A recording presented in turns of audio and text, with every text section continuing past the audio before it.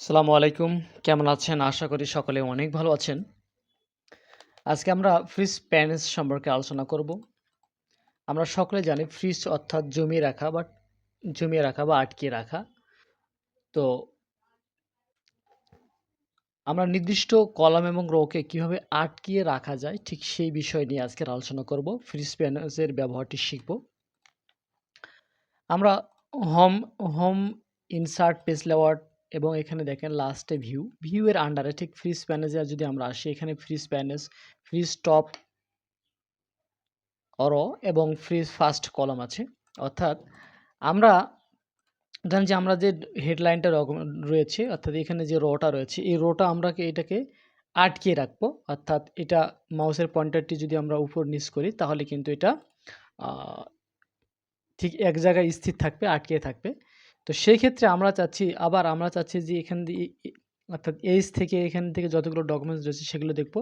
আবার এখানে যা রয়েছে এ থেকে জি পর্যন্ত এগুলি কিন্তু জমিয়ে থাকবে বা আটকিয়ে থাকবে। অর্থাৎ আমরা যদি এই মাউসের পয়েন্টারটি এখানে রাখার পরে ঠিক ফ্রিজ প্যানেজে আসার পরে যদি প্রথমটাতে আমরা অপশনে ক্লিক করি তাহলে কিন্তু দেখেন আমাদের যে হেডলাইনটা সেটা কিন্তু স্থির রয়েছে অর্থাৎ জমিয়ে রয়েছে।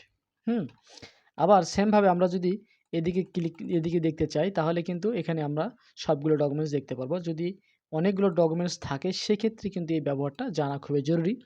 অর্থাৎ ধরেন যে এখানে জাবের আলী তার এখানে আমরা শুধুমাত্র চাচ্ছি যে তার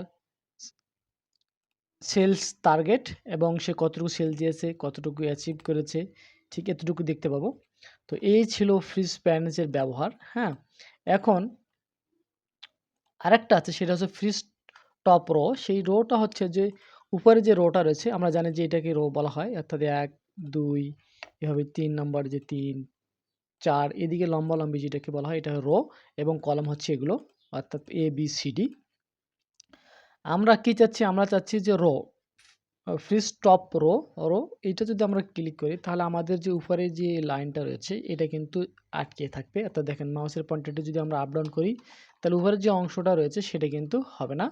ঠিক এটা আমরা তখনই ব্যবহার করব যখন আমরা এই হেডলাইনটি অর্থাৎ হেডার লাইনটি আমরা উপরে সেভ করে রাখবো।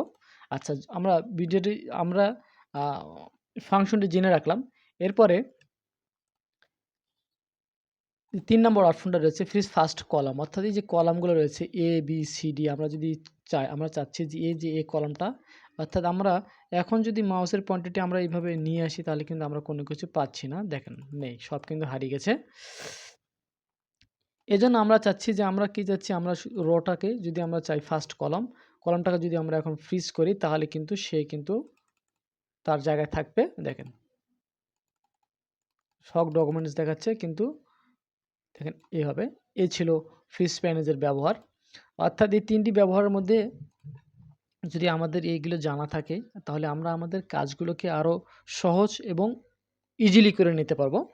শুধুমাত্র আপনি এই ৩টে অপশন জানার কারণে, ৩টে ফাংশন জানার কারণে আপনার যে দৈনন্দিন কাজগুলো MS এক্সেলে করেন, বিভিন্ন রেকর্ড তৈরি করেন, বিভিন্ন সেভ করে রাখেন, সেগুলোও কিন্তু আপনি আপনার কাজগুলোকে আরও ইজি এবং সহজ করে নিতে পারবেন।